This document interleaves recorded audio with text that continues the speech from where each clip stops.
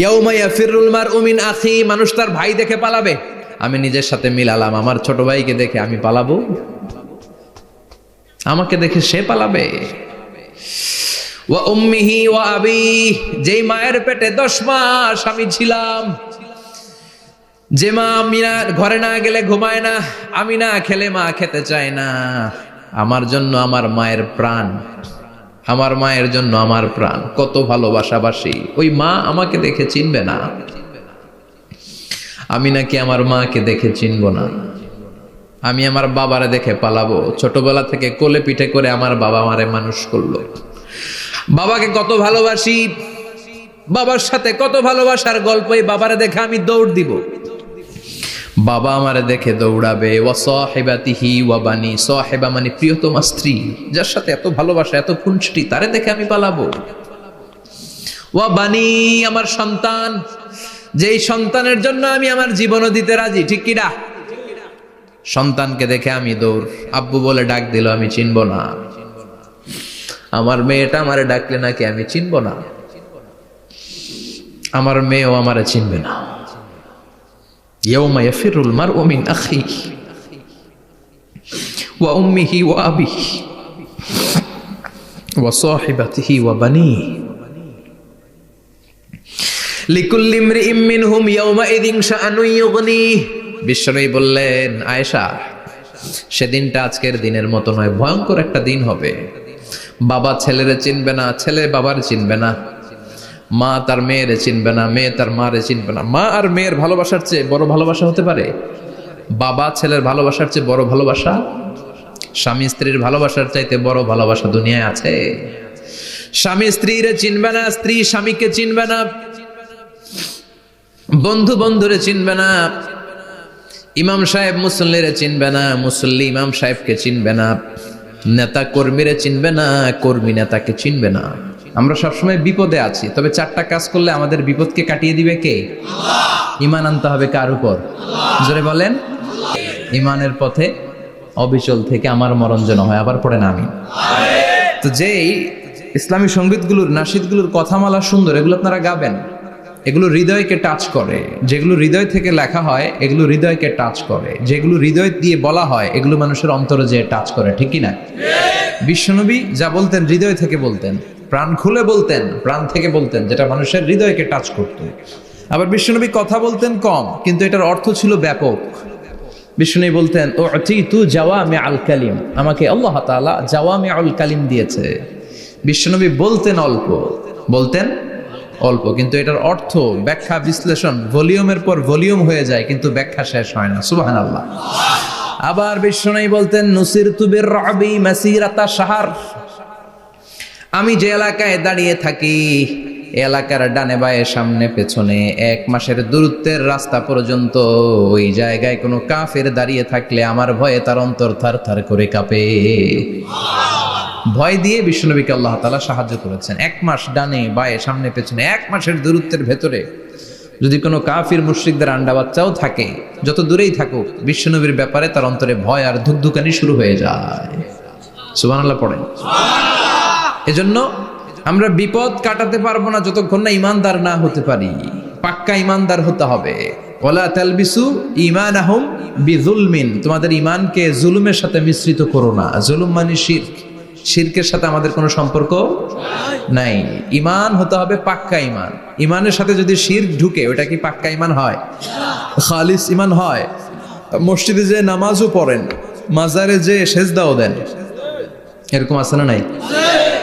মসজিদে যে আল্লাহর কাছে চায়, মাজারে যে বাবার কাছে চায়, আছে না নাই?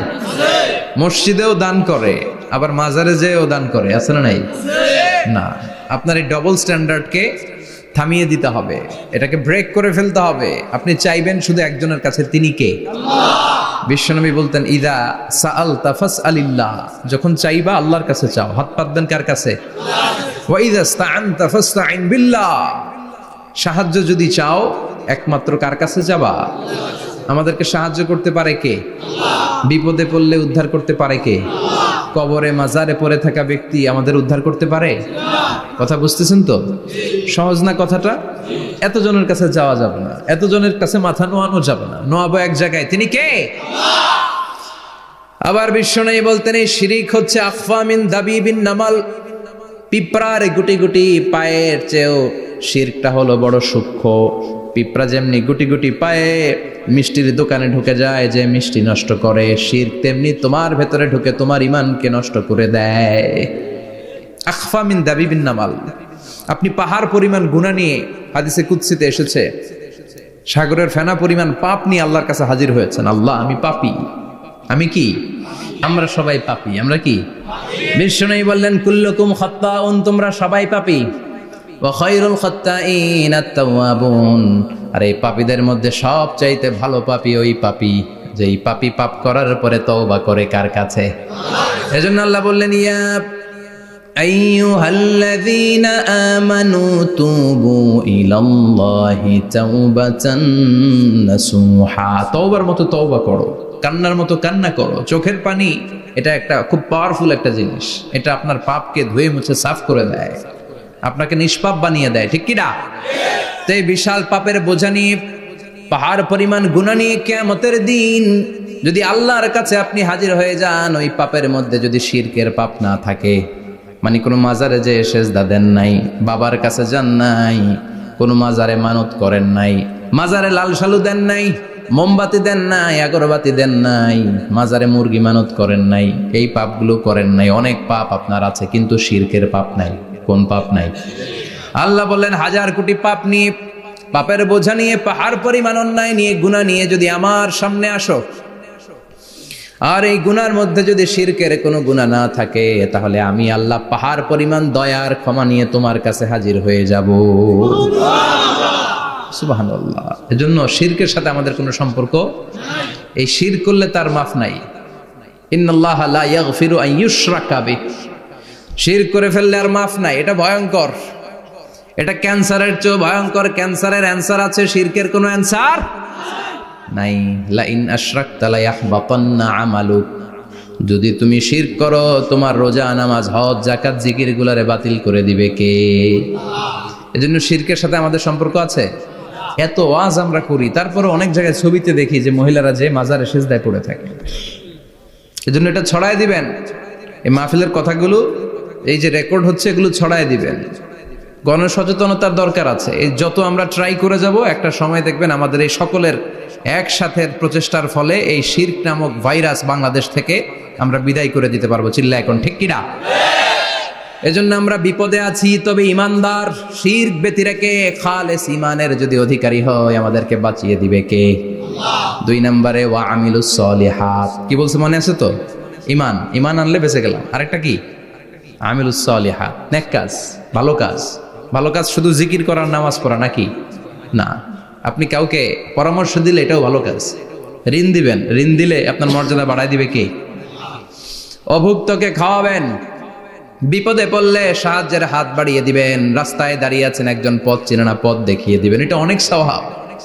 সূরা ফাতিহা একজনরে পড়ায় দেন, ওই লোক সারা জীবন সূরা ফাতিহা যতবার পড়বে তার একটা পার্সেন্টেজ সওয়াব আপনার আমলনামায় দিবে কে? তারপরে মানুষকে টাকা দিয়ে সাহায্য করবেন, অসুস্থ হয়ে গেলে, রক্তের প্রয়োজন হলে গায়ের রক্ত দিয়ে সাহায্য করবেন, কবুল করবে কে? রক্ত দেয়া অনেক বড় ইবাদত, জানেন এটা?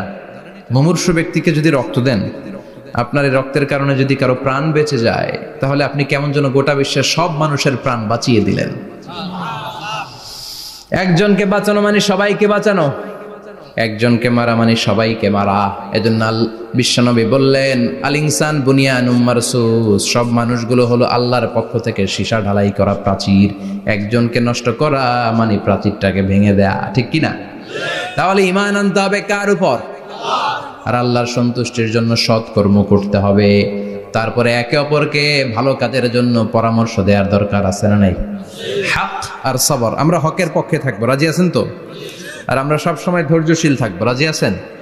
ইন্নামা সাবর ইনদা সাদামাতিল উলা, বিপদের প্রথম ধাক্কায় ধৈর্যটা ধারণ করতে হবে। অনেকে বিপদ আসলে পেরেশান হয়ে যায়, চিল্লা ফাল্লা শুরু করে দেয়, কান্না শুরু করে দেয়, বিলাপ করে।